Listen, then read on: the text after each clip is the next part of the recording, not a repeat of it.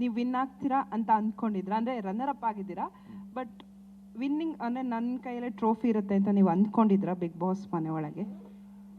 Madam, ನಾನು as A side like ಮನೆ ಒಳಗೆ ಹೋಗ್ಬೇಕಾದ್ರೂ ಬ್ಲ್ಯಾಂಕ್ ಪೇಪರ್ ಆಗಿ ಹೋಗಿದ್ದು. ಅಲ್ಲಿ ಏನು ವರ್ಕ್ ಆಗಲ್ಲ ಮೇಡಮ್.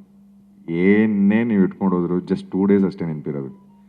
2 ಡೇಸ್ ಆದಮೇಲೆ ಬಿಗ್ ಬಾಸ್ ಧ್ವನಿ ಬಿಟ್ಟರೆ ನಿಮ್ಗೆ ಇನ್ನೇನು ನೆನಪಿರಲ್ಲ. ಬೆಳಗ್ಗೆ ಎಷ್ಟೊತ್ತಿಗೆ ಎಬ್ರಿಸ್ತಾರೆ ಅನ್ನೋದೊಂದು ಗೊತ್ತಿರುತ್ತೆ, ಲೈಟ್ಸ್ ಎಷ್ಟೊತ್ತಿಗೆ ಆಫ್ ಮಾಡ್ತಾರೆ ಅನ್ನೋದೊಂದು ಗೊತ್ತಿರುತ್ತೆ. ಇನ್ ಬಿಟ್ವೀನ್ ನಾವು ಏನು ಮಾಡಬೇಕು ಅನ್ನೋದು ಅದು ಚಟುವಟಿಕೆ ಇನ್ನು ಮಿಕ್ಕಿದ್ರ ಮುಖಾಂತರ ಗೊತ್ತಾಗುತ್ತೆ ಅಷ್ಟೇ. ಅದನ್ನು ಬಿಟ್ಟರೆ ಇನ್ನು ಟ್ರೋಫಿ ಹಿಡಿಬೇಕು ಅದೆಲ್ಲ ನಾವೇನು ವೇದಿಕೆಯಲ್ಲಿ ಎಕ್ಸ್ಪ್ರೆಸ್ ಮಾಡ್ತೀವಿ ಅದೆಲ್ಲ ನಮ್ಮ ಫೀಲಿಂಗ್ಸ್ ಅಷ್ಟೇ. And end of the day ನನಗಿದ್ದಿದ್ದು ಆ ಸ್ಟೇಜ್ ಮೇಲೆ ಹೋಗಬೇಕು ಅನ್ನೋದಿತ್ತು. ಸೊ ಅದನ್ನು ನಾನು ಅಚೀವ್ ಮಾಡಿದೆ ಅಂತ ಅನ್ಕೊತೀನಿ. ಆ್ಯಂಡ್ 4 years ಗ್ಯಾಪ್ ಇತ್ತು ನನಗೆ ಪದ್ಮಾವತಿ ಆದಮೇಲೆ. ಆ ಗ್ಯಾಪ್ನ ಫುಲ್ಫಿಲ್ ಮಾಡ್ಕೊಂಡೆ ಅಂತ ಅನ್ಕೊತೀನಿ.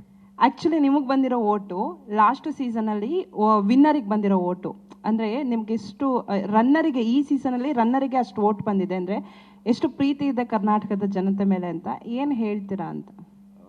ಮ್ಯಾಮ್, ಹಂಗೆ ಹೇಳೋಕ್ಕಾಗಲ್ಲ. ಆ್ಯಕ್ಚುಲಿ ಆ ಲಾಸ್ಟ್ ವಿನ್ನರ್ ಆಗಿರೋದಕ್ಕೆ ಈ ಸತಿ ನಾನು ರನ್ನರ್ ಆಗಿರೋದು.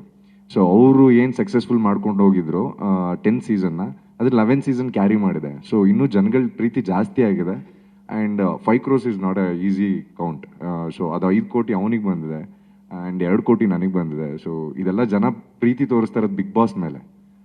ಸೊ ಬಿಗ್ ಬಾಸ್ ಗೆದ್ದಿದೆ ಅಷ್ಟೇ. ಸೊ ಓವರ್ ಆಲ್ ಟೀಮ್ ಆಗಿ ಗೆದ್ದಿದ್ದೀವಿ ಆ್ಯಂಡ್ ಅದರಲ್ಲಿ ಪಾರ್ಟ್ ಆಗಿದ್ದೀನಿ.